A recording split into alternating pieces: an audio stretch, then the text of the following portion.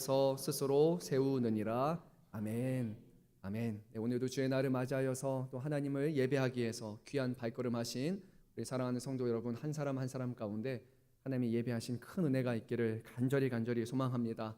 우리 서로를 바라보면서 또 반가운 얼굴을 하면서요 인사하겠습니다.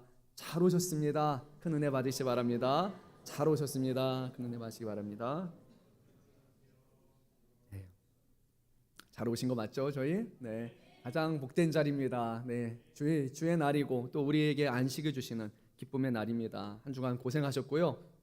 또 오늘 이 자리는 우리에게 쉼과 우리에게 회복을 주시는 시간이니까 오늘 이 시간 여러분 말씀을 또 들을 때 또 이어서 우리가 예배 자리에서 집중을 했으면 좋겠어요. 하나님이 이 자리에 계신다라는 생각을 갖고 저를 보지 마시고 눈에 보이진 않지만 하나님이 우리를 주목하신다라는 마음을 가지고 우리가 예배했으면 좋겠습니다.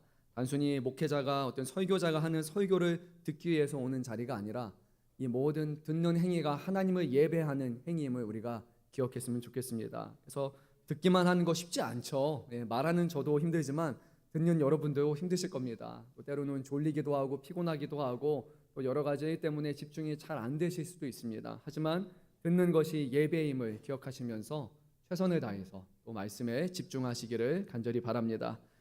오늘 우리가 스승의 주일로 하나님께 감사드리는 날입니다. 우리 교회에 많은 스승이 계십니다. 가장 먼저 생각나는 것은 교회 학교인 것 같아요. 그래서 교회 학교를 섬기는 우리 교육자분들 또 교사분들 너무나 감사하죠. 뿐만 아니라 우리의 자녀들을 믿음의 자녀로 키우기 위해서 수고하시는 우리 부모님들 또한 교사입니다. 또한 우리 교회 안에 셀리더 분들이 계십니다. 영적인 리더로서 소그룹에게 하나님의 말씀을 나누기 위해서 열심히 준비하고 또 섬겨주십니다. 또한 우리 교회는 서로가 서로에게 배우는 장소이기 때문에 포괄적인 의미에서는요 우리 모두 다 교사라고 할 수 있습니다. 그러나 우리에게 있어서 진정한 스승은 누구이실까요? 바로 우리 하나님이십니다. 하나님께서 말씀을 통해서 또한 그의 거룩하신 성령을 통해서 우리에게 가르쳐 주십니다. 성육신하신 예수님께서는 그 살아내신 자신의 삶을 통해서 또 말씀을 통해서 우리에게 무엇이 옳은 길인지를 날마다 가르쳐 주시는 진정한 스승이 되셨습니다. 항상 우리는 감사해야 되지만 오늘 스승의 주일을 맞이해서 먼저는 하나님께 감사하고 또 여러분의 삶에 있어서 스승이 되어주신 분들에게 또 기억하면서 감사하는 시간을 꼭 가지셨으면 좋겠습니다. 아마 이 자리에 계신 분 중에는 우리 교회학교 때 교사하셨던 분도 있을 것이고 여러분에게 영적인 리더로서 교사이신 분도 계실 것이고 또 살아가면서 어려운 순간순간을 맞이할 때마다 여러분에게 조언해 주시고 또 여러분의 믿음과 또 삶을 이끌어 주신 그런 교사분들이 계실 거예요. 오늘만큼은 그분들을 기억하면서 한마디라도 했으면 좋겠어요. 감사합니다. 감사합니다 라고 꼭 전하는 시간이 되었으면 좋겠습니다. 오늘 어떤 말씀을 나눌까 기도하며 준비하는 중에 가장 먼저 주었던 마음은 먼저 스승의 주일이니까 교사분에 대한 생각이 있었고요. 그리고 이어서 또 주시는 마음이 봉사의 직분이라는 부분이었어요. 세상과 달리 교회 안에서 교사의 직분은 봉사의 직이기 때문이에요. 그래서 오늘 이 시간에는 교사를 비롯해서 교회 안에서 봉사하는 것에 관한 그 말씀을 우리가 한번 나누는 시간을 갖고자 합니다. 교회의 봉사는 참으로 귀한 것이죠. 하나님을 섬기는 것이고 또 주의 몸된 교회의 일원으로서 우리가 성도들을 섬기는 것이기 때문입니다.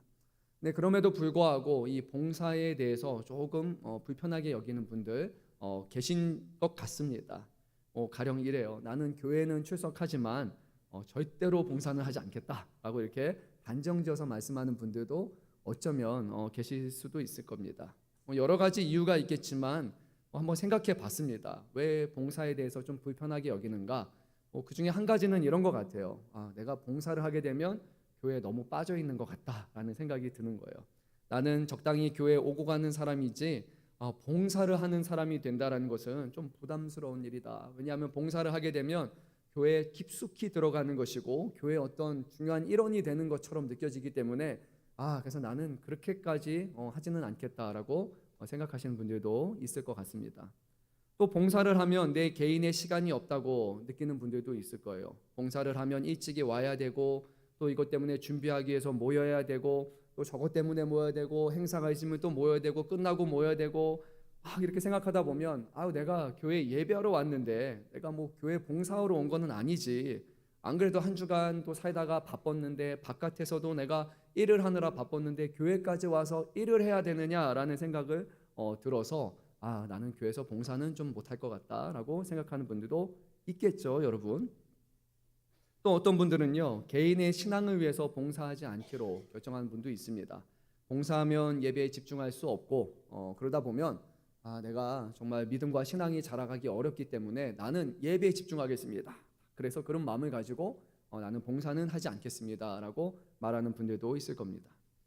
사람마다 경우는 다르지만 아마 이 중에 대부분의 이유가 포함될 거라고 저는 생각이 듭니다. 정말로 형편이 어려워서 할 수 없어서 못하는 분도 분명히 있을 거지만 할 수 있는데도 하지 않는 분들은 아마 이 정도가 되지 않을까 생각합니다.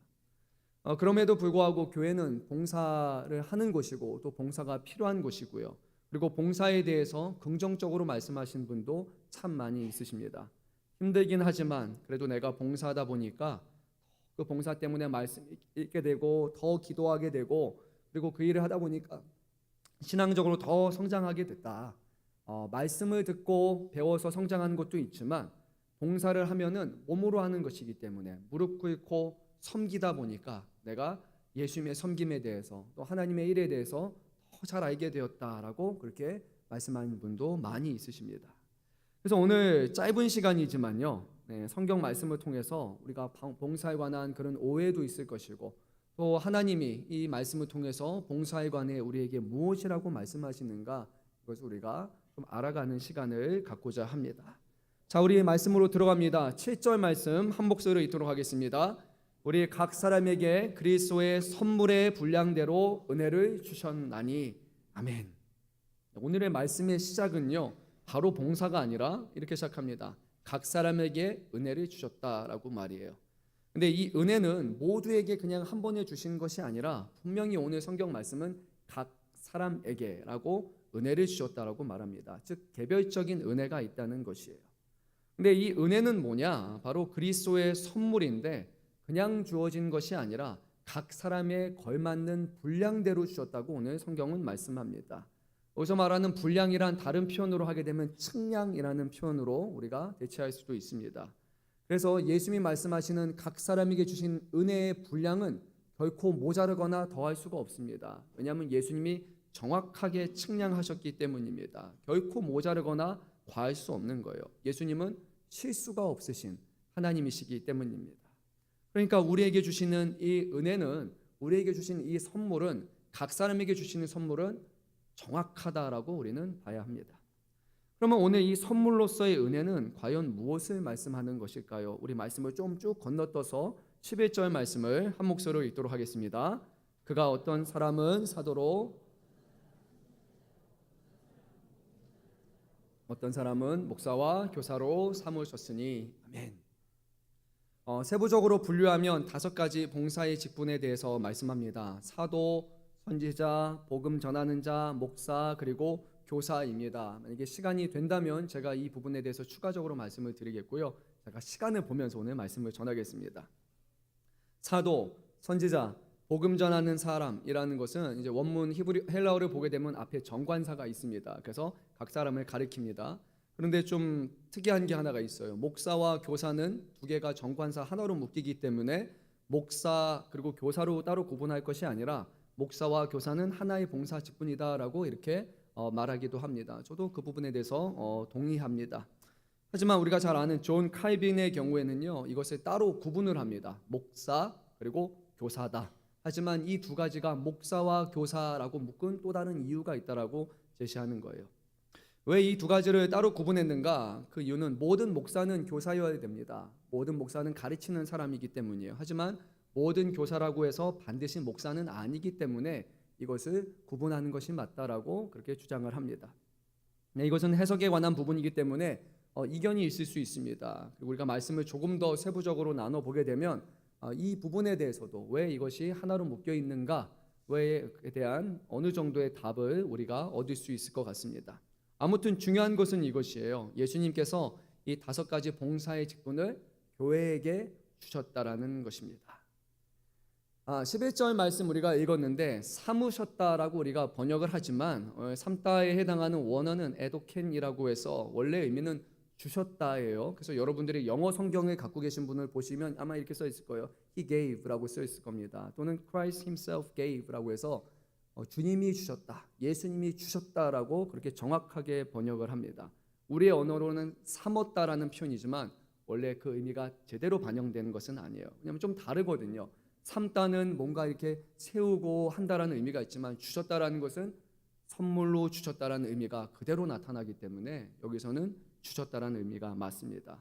7절 말씀에서 무엇을 주셨다고 하셨죠? 은혜를 주셨다고 말씀하셨죠. 그리고 오늘 11절 말씀에서는 무엇을 주셨다고 합니까? 5가지 봉사의 직분을 주셨다라고 말씀하는 거예요. 그러니까 이게 하나로 묶이는 겁니다. 이 5가지의 직분은 무엇이냐? 바로 먼저는 각 사람에게 주신 은혜가 바로 이 5가지 봉사의 직분이라는 거예요. 더 나아가서 주님의 몸된 교회를 세우기 위해서 주신 은혜, 곧 선물이 봉사의 직분이라고 오늘 성경은 우리에게 분명하게 말씀하고 있습니다. 다시 말씀드립니다. 이 봉사의 직분들은요, 예수님께서 우리에게 주신 무엇이라고요? 선물이라는 거예요. 그리고 또한 이것은 우리에게 주신 은혜라는 거예요. 그러니까 이것이 아주 중요하다는 것을 우리는 알 수 있습니다.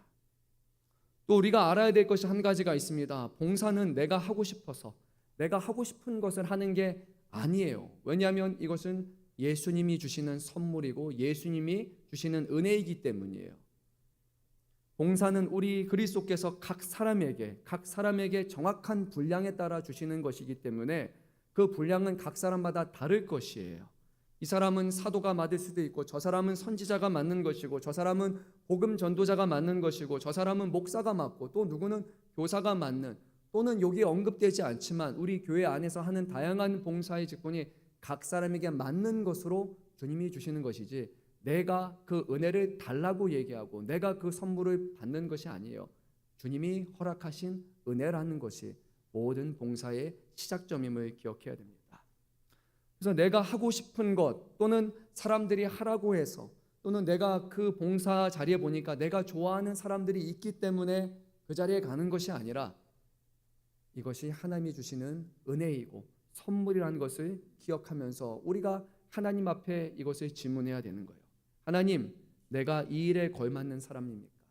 내가 이 자리에 걸맞는 사람입니까? 주님 보시기에 내가 이 자리에 있는 것이 맞습니까? 라고 우리는 먼저 물어야 되는 거예요.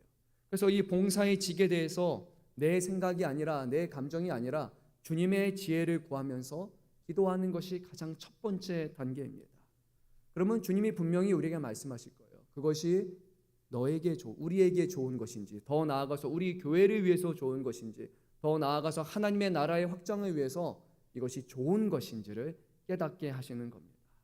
봉사를 내 생각대로, 내 형편대로, 내 생각대로, 내 선호의 기준을 따라서 하는 것이 아니라는 것을 여러분 분명히 오늘 기억하셔야 됩니다.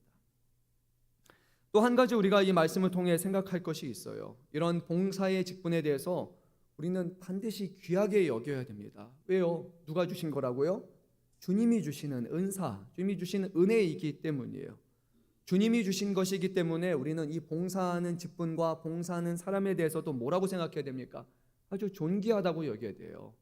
주님이 주시는 은혜이기 때문입니다. 교회에서 봉사하는 분들은요, 우리가 감사하는 마음과 존귀한 마음을 가져야 됩니다. 세상에서 사람 부리듯이, 세상에서 일꾼 부리듯이 해서는 안 됩니다. 어쩔 때는 세상에서 일하는 사람보다 더 심하게 대할 때도 있는 것 같아요. 근데 어떻게 우리가 주님의 선물을, 주님의 은혜를 그렇게 함부로 대할 수 있겠습니까? 그러면 절대 그렇게 해서는 안 됩니다. 그 사람들은 예수님을 모르는 사람이기 때문이에요.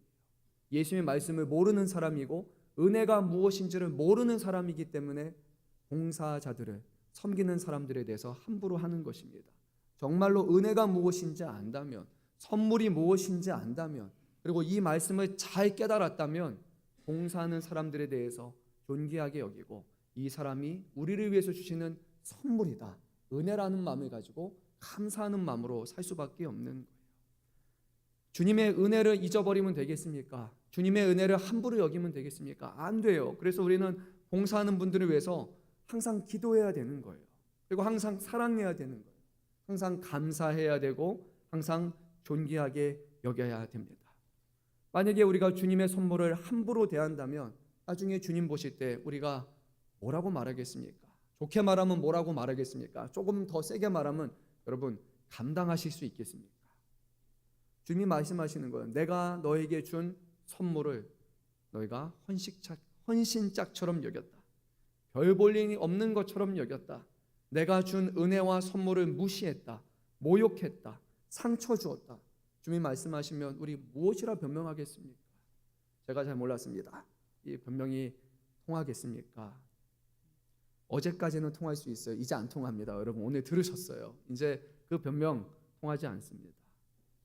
우리가 봉사의 직분을요 정말로 귀하게 여겨야 돼요. 그리고 봉사의 일을 감당하는 분에게 감사하는 마음으로 하나님이 나를 위해 우리 교회를 위해서 주시는 선물이다라고 우리는 여겨야 합니다. 오늘 말씀을 잘 보면요 7절을 시작을 했고 그 다음에 11절 말씀으로 바로 이어집니다. 자, 제가 한번 읽어볼게요. 우리 각 사람에게 그리스도의 선물의 분량대로 은혜를 주셨나니 그가 어떤 사람은 사도로, 어떤 사람은 선지자로, 어떤 사람은 복음 전하는 자로, 어떤 사람은 목사와 교사로 삼으셨으니. 여러분 자연스럽습니까? 자연스럽지 않습니까? 너무 자연스럽죠. 이게 하나인 것 같아요. 원래 이렇게 되는 게 맞는 거란 말이에요. 근데 7절과 11절 사이에는 뭐가 있습니까? 8절, 9절, 10절이 있어요. 이 세 가지가 없어도 오히려 없으면 문장의 흐름이 더 자연스럽단 말이에요. 근데 중간에 아주 어려운 말씀이 세 절이 들어가게 됩니다. 한번 읽어보세요. 여러분 그냥 봐도 어려워요. 그런데 이거를 학문적으로 말씀드리면 정말로 어렵고요. 책을 한 권 써도 부족합니다. 정말로 어려운 내용이에요. 그래서 제가 최대한 어려운 것은 제외하고 쉽게 한번 말씀드리고요. 정말로 까다로운 것은 얘기하지 않겠습니다. 왜 그러면 7절과 11절의 이 자연스러운 흐름 안에 하나님은, 예수님은 8절, 9절, 10절이라는 말씀을 사도 바울에게 주셨을까라는 거예요. 우리 한번 8절 말씀을 읽어보도록 하겠습니다. 그러므로 이르기를 그가 위로 올라가실 때 사로잡혔던 자들을 사로잡으시고 사람들에게 선물을 주셨다 하였도다. 아멘. 여기 말씀의 시작이 이릅니다.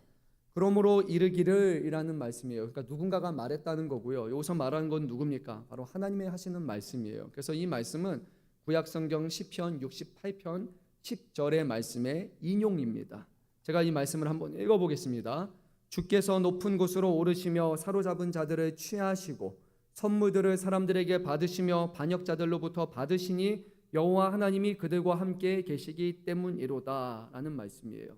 그러니까 사도 바울은 구약의 말씀을 인용해서 지금 갑작스럽게 말씀하고 있습니다.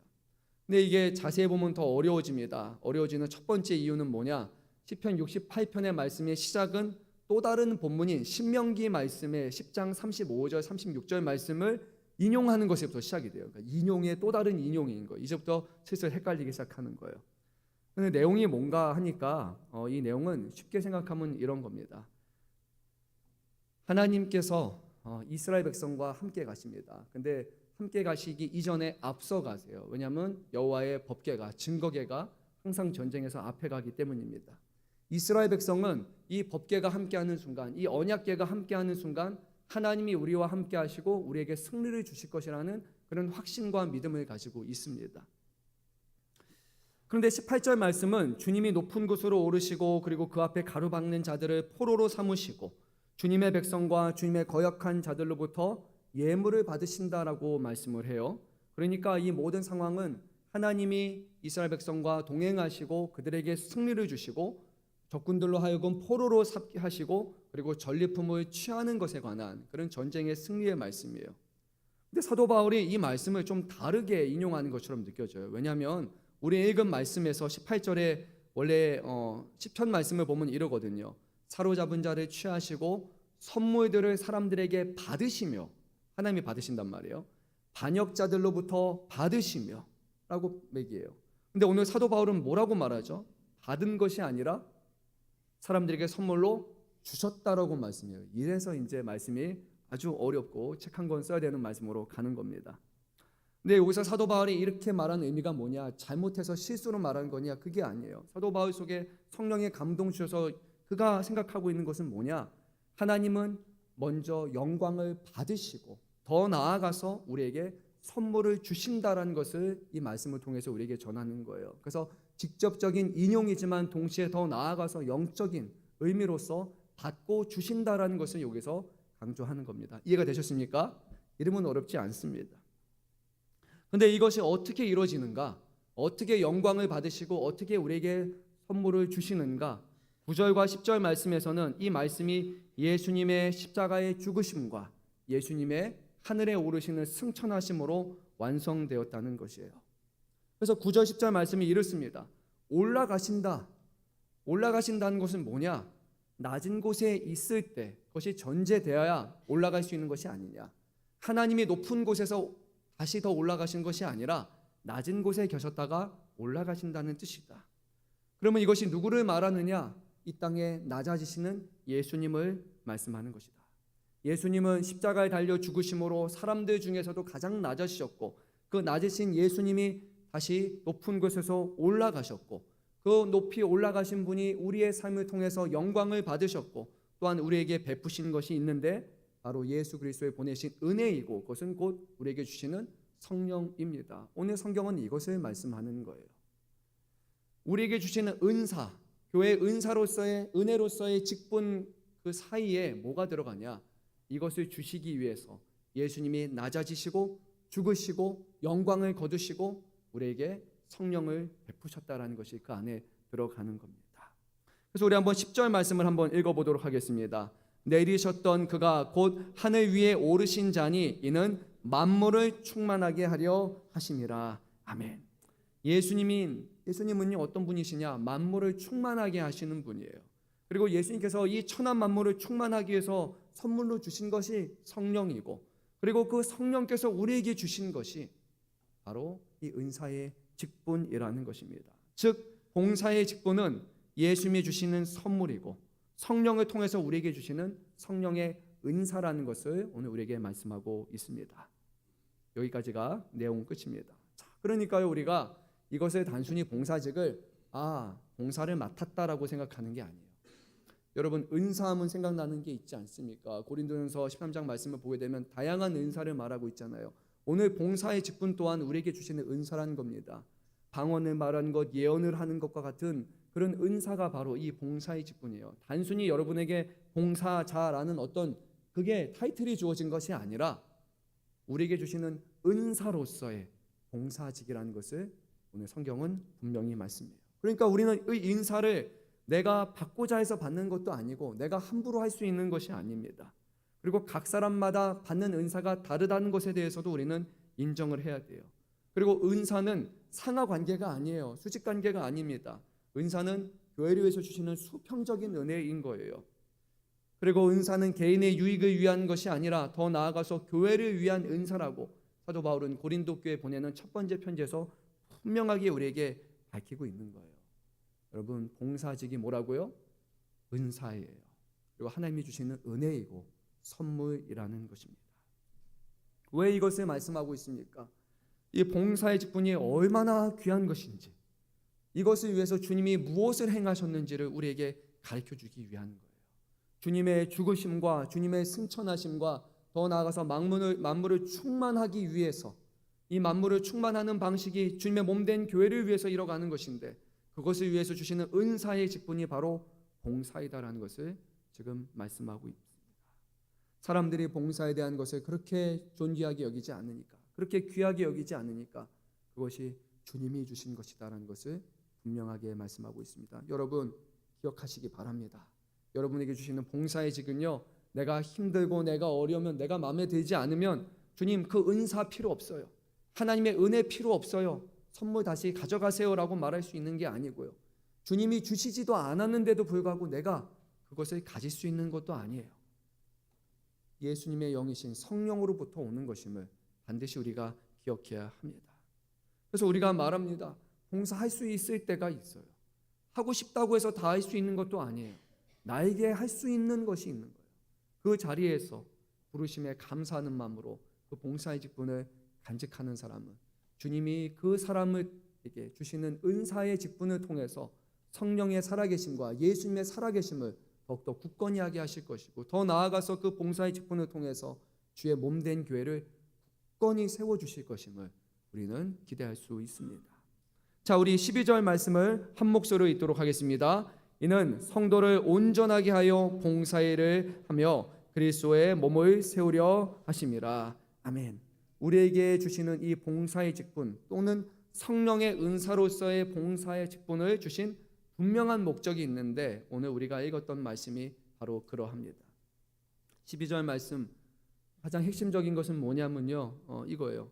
하나님의 백성을 또는 성도를 준비시키기 위함이다라고 말합니다. 이것이 오늘 우리의 언어로는 성도를 온전하게 하여라고 시작되는데, 여기가 처음 단락이에요. 하나님의 백성을 준비시키기 위해서 주님이 이 은사를 주신다라고 해요.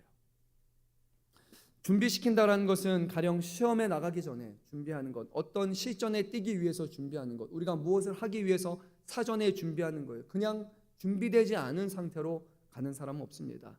공부하지 않고 준비하지 않고 시험을 치르는 사람 없습니다. 어떤 앞에 나서는 일을 하기 전에 전혀 준비하지 않은 사람 없어요. 찬양대 준비하셨죠, 여러분? 다 준비하셨습니다. 오늘 교사 준비합니다.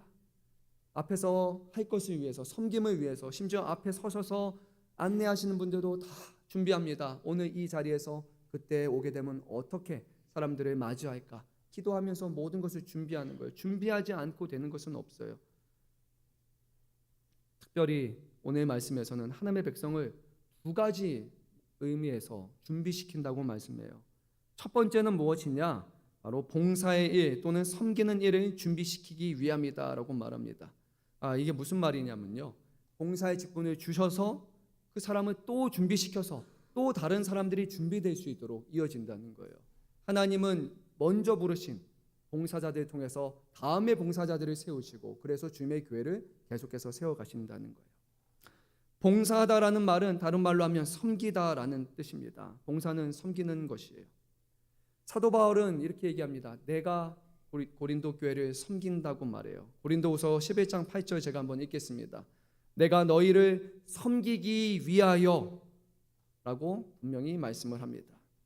또 아가야 지방의 첫 열매인 첫 성도인 스데바나의 집은 바로 성도를 섬기기로 하였다고 그렇게 작정합니다. 고린도후서 16장 15절 말씀입니다. 형제들아, 스데바나의 집은 곧 아가야의 첫 열매요 또 성도 섬기기로 작정한 줄을 너희가 아는지라 라고 말씀합니다. 즉 여기서 말하는 섬김은요, 먼저는 사도가 교회를, 성도를 섬기는 것이고, 그리고 두 번째는 성도가 성도를 섬기는 것이에요. 목회자가 성도가 성도를 섬기는 것이에요. 어쩌면 오늘날 우리가 이 섬김이라는 표현에 대해서 또는 봉사의 표현에 대해서 오해하는 부분이 있습니다. 일반적으로 세상은 섬김이 이렇잖아요. 낮은 자가 높은 자를 섬기는 것, 그것이 바로 섬김이라고 생각하죠. 그러니까 그런 의미를 그대로 가져온다면 교회 안에서도 낮은 사람이 높은 사람을 섬겨주는 봉사다라고 생각할 수 있습니다. 근데 우리 주님은 분명히 이렇게 말씀하셨죠. 인자가 온 것은 섬김을 받으려 함이 아니고 뭐 하기 위함이라고요? 도리어 섬기려 하려 함이다 라고 말씀하셨어요. 여러분 보십시오. 질문입니다. 우리 주님이 우리보다 낮으십니까? 아니죠. 절대 그렇지 않습니다. 예수님은 가장 높으신 분이잖아요. 예수님이 우리보다 낮으셔서, 예수님이 별 볼 일 없으셔서 우리를 섬기신 것 아니에요. 말도 안 되는 소리예요. 가장 높으신 분이 가장 낮은 우리를 위해 섬기시는 거예요. 그러니까 성경에서 말하는 섬김은, 또 우리가 하는 봉사는 낮은 자가 높은 자를 섬기고 봉사하는 것이 아니에요. 교회의 섬김은 먼저 된 자가 나중된 자를 섬기는 거예요. 높아진 자가 낮은 사람을 위해서 섬기는 것입니다. 섬김은 세우고 이끌어주는 것이지, 섬김은 그냥 이렇게 하는 게 아니란 말이에요. 요한계시록 2장 19절 말씀을 보면 나중에 예수님이 두아디아 교회를 칭찬하십니다. 근데 그때 언급하신 여러 가지가 있는데 그 중에 하나가 무엇일까요? 섬김입니다. 제가 말씀 한번 읽어보겠습니다. 내가 내 사업과 사랑과 믿음과 섬김과 인내를 아노니 내 나중 행위가 처음 것보다 많도다. 그럼 보십시오. 사업, 하나님의 일이에요. 사랑, 믿음, 오래 참는 것, 여러분 이거 중요합니까? 중요하지 않습니까? 정말로 중요하죠. 믿음과 사랑, 소망, 이 세 가지는 영원한 것이란 말이에요. 그렇죠? 절대 없어지면 안 돼요. 근데 거기에 뭐가 들어갔느냐? 섬김이 들어간단 말이에요. 봉사의 섬김이 들어가는 거예요. 그러니까 주님의 몸된 교회를 섬기는 것, 그리고 성도가 성도를 섬기는 건 마지막에 하나님이 교회를 칭찬하시는 덕목 중에 하나인 거예요. 얼마나 귀한 일입니까? 그런데 우리가 이 섬김을 별건 아닌 것처럼, 하찮은 것인 것처럼, 내 마음대로 하는 것처럼 여긴다면요, 하나님 앞에 받아야 될 칭찬, 우리의 상급을 위해서 받아야 될 그 칭찬을 헌신처처럼 여기는 어리석은 사람이에요. 첫 번째 섬김의 목적이 바로 우리에게 직분을 주신, 봉사의 직분을 주신 것이 바로 교회를, 또 다른 성도들을 섬김으로 준비시키는 거라고 말씀드렸다면, 두 번째는 또 무엇이냐? 그리스도의 몸을 세우는 것이라고 이제는 말씀합니다. 다른 말로 하면 주님의 몸된 교회를 세우는 것을 준비하기 위해서는 우리가 이 봉사의 직을 맡아야 된다라는 거예요. 앞서 봉사는 사람을 위한 것이지만 이제는 주님의 몸된 교회를 세우는 것으로서 사람만이 아니라 주님을 위한 것이다 라고 오늘 성경은 분명히 말씀합니다. 주님의 교회를 세우는 것은 주님의 손과 발이 되어서 주의 말씀과 주의 뜻을 세상 만민에게 전하는 것이에요. 얼마나 귀한 일입니까? 어떻게 우리가 주님을 섬깁니까? 받은 은혜를 우리가 어떻게 갚을 수 있습니까? 다른 게 아니에요. 봉사함으로써 섬기는 것이라고 성경은 분명히 말씀합니다. 그런데 봉사가 중요하지 않다고요. 봉사하지 않아도 괜찮다고요. 여러분, 이거보다 슬픈 일이 어디 있습니까? 봉사는 기도해야 되는 거예요. 하나님, 나에게도 봉사의 은사를 주십시오. 봉사의 은혜와 선물을 제발 주십시오라고 우리가 방언을 놓고 구하듯, 예언을 놓고 구하듯, 주님의 신령한 은사를 놓고 구하듯 우리는 제발 봉사할 수 있도록 주님, 성령의 은사를 주십시오라고 기도해야 되는 것이지, 우리는 봉사하지 않겠습니다라고 하는 사람은 정말로 어리석은 사람이라는 거예요. 저는 너무나 안타깝습니다. 오늘날 대한민국의 교회가 봉사가 별것 아닌 것처럼 여기는 이 현실에 대해서, 교회를 왔다 갔다 하는 것이 다인 것처럼 여기는 현실에 대해서, 여러분, 아니에요. 하나님의 은사를 사모하는 사람이 되어야 됩니다. 주님을 섬기고 주의 몸된 교회를 섬기고 성도를 섬기는 것을 사모하는 사람이 되어야 됩니다. 그 사람 안에는 성령이 역사하시기 때문입니다. 오늘 주님은 말씀합니다. 이렇게 할 때 우리는 비로소 주님의 온전한 몸이 될 수 있는 것입니다. 교회를 다닌다고 해서, 우리가 세례를 받았다고 해서 다 하나님의 일을 할 수 있는 게 아니에요. 다 준비된 것이 아닙니다. 배워야 돼요. 그리고 무엇이 옳은 것인지, 무엇이 하나님이 기뻐하시는 것인지 그것을 구별할 수 있도록 우리가 가르치고 배워야 됩니다. 그리고 이것을 먼저 보여주는 사람, 먼저 가르쳐주는 사람, 그것을 섬김으로 베풀어주는 사람을 통해서 갓 신앙에 이제 갓 세례 받은 사람이, 이제 막 신앙의 젖먹이가 된 우리들이 어떻게 해야 되는지를 배울 수 있는 것입니다. 그래야 비로소 우리는 영적으로 바르게 성숙한 사람이 되어서 그리스도의 충만하심의 경지까지 다다를 수 있는 것이에요. 그래서 먼저 봉사하시는 분들이 가진 그 사명을 기억해야 됩니다. 여러분들의 봉사와 섬김을 통해서 무엇을 하느냐? 성도를 준비시키고 주의 몸된 교회를 준비시켜서, 그리고 앞으로 오는 사람들이, 신앙의 어린이들이, 영적인 어린아이들이 주님을 어떻게 섬기고 예배해야 될지를 배우는 것이 바로 여러분의 봉사와 섬김을 통해서 이루어져야 하는 것입니다. 쉬운 일일까요? 절대 쉽지 않습니다. 우리의 열심과 노력으로만 가능한 일일까요? 그렇지 않습니다. 하나님이 주시는 성령의 은사를 어찌 우리의 인간의 열심으로 할 수 있겠습니까? 이것은 하나님 앞에 무릎 꿇지 아니하고 하나님 앞에 기도하고 부르짖지 아니하고 결코 할 수 없는 것입니다. 성령의 은사는 하나님의 전적인 도우심 가운데만 이루어지는 거예요. 사람의 능력으로 일하는 봉사가 아니라는 것을 기억해야 됩니다. 바깥에서 교사를 했기 때문에 교회 안에서 교사를 할 수 있는 게 아니에요. 세상의 가르침과 하나님의 가르침은 전혀 다르기 때문이에요. 영적인 가르침을 행하기 위해서는 주님 앞에 엎드릴 수밖에 없는 거예요. 예수님이 어떻게 행하셨는지, 믿음의 사람들이 어떻게 믿음의 다른 사람들을 세웠는지, 또 교회 안에 하나님을 예배하고 섬기는 것, 봉사하는 것은 세상에 하는 것처럼 악기를 하는 것도 아니에요. 세상에 하던 방식으로 봉사하는 것 아니에요.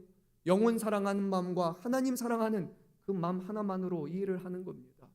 준비되지 않고 하나님 앞에 의지하지 않고 그것은 할 수 없습니다. 성도 여러분, 생각해 보세요.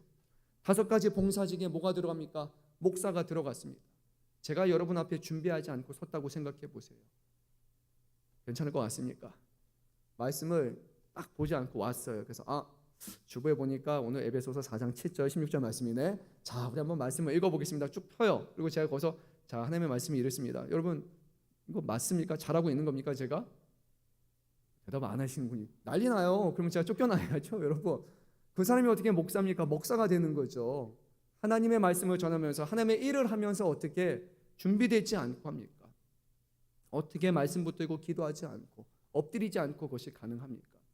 아침에 와서 오늘 주일에 설 때마다 말씀 다시 준비하고 그리고 기도하고 나서 섭니다. 기도하지 않고 설 수가 없어요. 두렵거든요. 이 자리에 서는 게.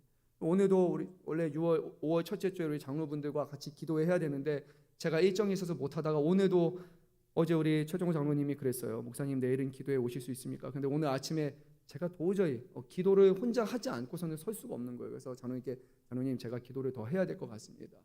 이 한 번의 자리에 서기 위해서 말씀 준비하는 시간은 당연한 것이고요. 내가 과연 하나님 앞에 말씀을 전할 수 있을까? 성도들 앞에 전할 수 있을까? 이것을 위해서 기도하지 않고 이 자리에 결코 설 수 없는 거예요. 그런데 우리가 하는 봉사일 다르겠습니까? 하나님의 은사요, 하나님의 일인데 어찌 우리가 그런 자세로 하지 않고 서겠습니까? 오늘 당장 와서 할 수 있는 것이 아니에요. 모든 일에 준비한 자세로 나와서 봉사를 하는 것이지 이 자리가 연습하는 자리요 그런 자리가 아니에요. 네, 혼내는 거 아닙니다. 잘하고 계세요. 그런데 그런 마음을 가져달라는 거예요. 제가 감정이 격해진 것 같아요. 여러분 죄송합니다. 그런 의미 아닙니다. 잘하고 계세요. 그런데 힘내십시오. 알죠? 그런 마음을 가지고 봉사에 대한 마음을 했으면 좋겠어요. 자, 끝으로 몇 가지 우리 봉사 직분에 대해서 말씀드리면 좋을 것 같습니다. 자, 11절 말씀 다시 한번 읽도록 하겠습니다. 그가 어떤 사람은 사도로, 어떤 사람은 선지자로, 어떤 사람은 복음 전하는 자로, 어떤 사람은 목사와 교사로 삼으셨으니 아멘. 여기서 말하는 사도는 누구인가? 성경에서 사도에 대한 용어가 여러 번 사용이 되지만요. 교회가 보내는 사람도 사도라고 말합니다. 근데 여기서 말하는 사도는 예수님의 사도들을 가리키는 거예요. 구체적으로 말하면 예수님의 부활하심을 목격한 증인들이야말로 엄밀한 의미, 진정한 의미에서 사도라고 부름을 받게 됩니다. 오늘날에 사도가 있을까요? 없을까요? 네, 없는 게 당연해요. 근데 오늘날에도 사도의 권위를 계승받았다고 주장하는 신사도들이 있어요. 네, 아니에요. 성경적으로 맞지 않습니다. 그래서 우리는 이단이라고 말해요. 사도는 끝이 났습니다. 예수님의 죽으심, 부활하심을 보지 못했는데 어떻게 사도가 됩니까? 사도 아니에요. 사도 바울은 부활하신 주님을 만났어요. 그러니까 사도가 되는 거예요. 오늘날의 사도는 존재할 수가 없습니다. 다만 사도의 역할을 교회 안에서 감당할 수는 있는 거예요. 그래서 사도의 역할이 무엇입니까? 어떤 교회를 돌보는 감독의 역할도 있었고 또 교회를 개척하는 것도 사도들이 했던 것이었잖아요. 그리고 순회하면서 돌아다니면서 했던 것도 바로 사도의 역할이잖아요. 그런 의미에서 사도적인 기능을 할 수는 있지만 더 이상 사도는 없습니다. 두 번째는 누굽니까? 선지자입니다. 선지자는 누구일까요? 예레미야서 말씀을 보게 되면 선지자를 이렇게 표현합니다. 여호와의 회의에 참여하여 그의 말씀을 듣고 심지어 그 말씀을 보았으며 따라서 여호와의 입에서 나온 것을 말하며 그 말을 성실함으로 전하는 사람들이 바로 선지자라고 합니다. 선지자는 하나님의 대변자 또는 대변인이에요. 그분의 직접적인 계시를 전하는 매개물이라고 할 수 있는 거예요. 오늘날 선지자가 있을까요? 없을까요? 없죠. 오늘날 만약에 선지자가 있다면 이렇게 말해야 돼요. 여호와 하나님께서 이렇게 말씀하셨습니다 라고 해야 되고요. 우리는 그 말씀을 받아서 성경에 추가해야 됩니다. 왜냐하면 선지자를 통해서 여호와의 말씀이 계속해서 더해지고 있기 때문이에요. 그런데 그럴 건 아니에요. 그럴 수 없습니다. 다만 우리가 어떤 선지자와 같은 그런 일들은 할 수는 있을 것이에요. 어떤 하나님의 말씀에 대해서 전할 때 그 말씀에 대한 어떤 비범한 통찰을 가지고 성령의 사역에 의지해서 오늘 현대의 가장 적절한 말로서 하나님의 음성을 해석해서 전해주는 것이죠. 새로운 것이 아니라 옛것을 새롭게 이해해서 전하는 그런 선지자적인 사명을 할 수 있을 것이에요. 또는 선지자가 했던 것처럼 그 말을 듣는 사람들에게 영향력을 끼칠 수 있는 겁니다. 불신자들에게 죄를 깨닫게 하는 것, 하나님의 말씀에서 벗어난 자들을 다시 죄를 깨닫고 뉘우치게 하는 것이 선지자의 사명이었잖아요. 선지자의 사명을 어느 정도 할 수는 있지만 선지자는 될 수 없다는 거예요. 세 번째가 뭡니까? 여기 뭐라고 써있죠? 말씀에 복음 전하는 자라고 되어 있습니다. 자막 내려도 될 것 같습니다. 복음 전하는 자입니다. 근데 이게 복음 전파라는 것을 의미하지만 조금 달라요. 동사로 복음 전파라는 말로 사용이 되는데 복음 전하다라는 명사, 그 어떤 직책, 어떤 봉사의 직분을 나타내는 것은 성경에 오직 3번밖에 안 쓰입니다. 그래서 우리가 생각하는 일반적인 것과는 좀 다른 거예요. 사도행전 21장 8절에서 빌립에 대해서 말할 때 그가 복음 전하는 자다라고 얘기했고, 디모데후서 4장 5절에서 디모데가 복음 전하는 자가 되고, 오늘 말씀에서 이렇게 3번만 나오는 거예요. 우리 모든 그리스도인들은 기회가 있을 때마다 그분의 복음을 전해야 될 의무가 있는 거예요. 그래서 여기서 말하는 복음 전하는 자라는 정확한 그런 것과는 다른 의미가 되는 거예요. 아마도 이런 사람들은요, 특별히 돌아다니면서 하나님의 복음을 전할 수 있는 그런 사람들을 가리킬 거예요. 또는 하나님에 대한 어떤 믿음이 없는 사람들에게 그의 전하는 말을 통해서 그 말에 정말로 불붙듯 하는 심령이 변화되는 그런 일들, 바로 아마 이런 은사를 가진 사람들을 가리키는 것 같습니다. 모든 사람들이 그렇지는 않아요. 누군가는 대중적인 전도를 통해서, 개인적인 전도를 통해서, 어쩌면 문서를 통해서 할 수도 있을 것이고, 오늘날에는 좋은 영화를 만들어서 할 수도 있을 거예요. 여러 가지 다른 매개체를 통해서 그 마음 가운데 정말로 초대교회 했던 그런 전도 사역과 관련한 이런 일들을 하는 사람들을 구체적으로 가리키는 거예요. 그래서 오늘날에도 이런 사람들은 존재할 수 있어요. 그리고 마지막으로 목사와 교사에 대해서 말씀드립니다. 목사의 원래 의미는 목자입니다. 사가 전문 직업이 아닙니다. 목자예요. 헬서라고 말합니다. 그래서 목자는 양을 돌보는 사람입니다. 양을 치는 사람이고 또한 양을 먹이는 사람이에요. 어떻게 먹입니까? 무엇을 먹입니까? 무엇으로 칩니까? 하나님의 말씀으로 먹이고 치는 사람이 바로 목자를 가리키는 것입니다. 목사는 바로 하나님의 말씀에 대해서 특별한 은사를 가지는 교사가 되어야 됩니다. 목사는 하나 그냥 교회를 잘 운영하거나 잘 어떻게 유지시키거나 교회를 어떻게 성장하게 만드는 그런 행정가나 그런 리더가 아니라 양들을 먹이고 양들을 치고 양들로 하여금 예수님을 바라보게 하는 그 교사의 역할을 잘 감당하는 목사가 되어야 되는 거예요. 그것을 놓치면 진정한 의미의 목사가 될 수 없는 겁니다. 또한 교사가 목사가는 아니지만 교사는 다양한 일을 통해서 하나님이 기뻐하시는 그 일들을 행할 수 있는 그 기능을 발휘할 수 있도록 이끌어주고 도와주는 사람이 바로 교사가 되는 것이고, 그 교사의 모범을 보이신 이가 바로 우리 예수님이심을 우리가 기억해야 됩니다. 그래서 모든 교사가 목자, 엄밀한 의미에서 오늘 목회자는 아니겠지만 그 마음속에 나는 목자라는 마음을 가지고 우리 어린 아이들과 우리 사랑하는 공동체에 있는 사람들을 말씀으로 먹이고 말씀으로 바른 길로 가리킬 수 있도록 치는 사람이 되어야 된다는 그 한 가지 중심을 반드시 기억해야 돼요. 지식을 전달하는 사람이 아닙니다. 교사는 목자와 같은 사람이 되어야 되는 것입니다. 오늘 우리 스승의 주일을 맞이합니다. 우리 교육부서에 있는 교회학교 교사분들, 목자의 심령을 꼭 가졌으면 좋겠어요. 그리고 우리 사랑하는 세인 리더분들, 영적인 리더분들, 그 마음을 가지시 바랍니다. 목자의 심정 가지시 바랍니다. 우리 저를 비롯한 우리 목회자들 뿐만 아니라 우리 중직분들, 우리 주변에 있는 성도들 어려움과 아픔에 대해서 남의 일이 아니라 어떻게 먹일 것인가, 어떻게 바른 길로 인도할 것인가, 그 마음을 주님께 달라고 구해서 예수님과 같이 선한 목자 되시는 하나님과 같이 그 목자로서의 교사의 사명을 우리 모두 다 잘 감당할 수 있기를 간절히 소망합니다. 오늘 우리 교회에 다양한 교사들이 있습니다. 다양한 직책들이 있습니다. 다양한 봉사의 직분들이 있습니다. 오늘 말씀을 기억하시면서 그 직분이 누가 주신 것이라고요?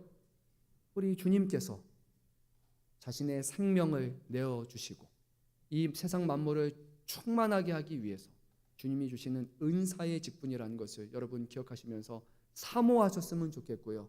감사하셨으면 좋겠고요. 서로 존중하시고 서로 세워가는 그런 귀한 우리 봉사의 섬김의 직분을 다 감당하시는 저와 여러분 되시기를 주님의 이름으로 축원합니다. 기도드립니다. 사랑이 많으신 주님 감사합니다.